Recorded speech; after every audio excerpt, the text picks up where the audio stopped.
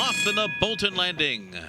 And away to a beautiful beginning, there goes Big City Dreamin'. She's the quickest of them all, and she speeds off to a 2-length lead.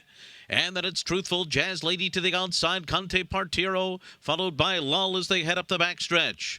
The leader is Big City Dreamin'. Big City Dreamin's got a 2-length lead as they race for the far turn.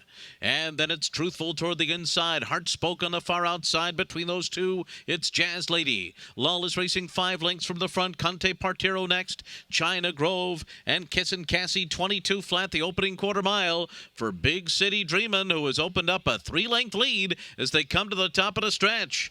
Jazz Lady is second and Lull. Lull has lost the jockey at the top of the stretch here as they come into the final furlong. Big City Dreamin' leads it by 3. Jazz Lady, Conte Partiro is putting in a bid now on the outside, and she's coming after Big City Dreamin', and she goes right on by.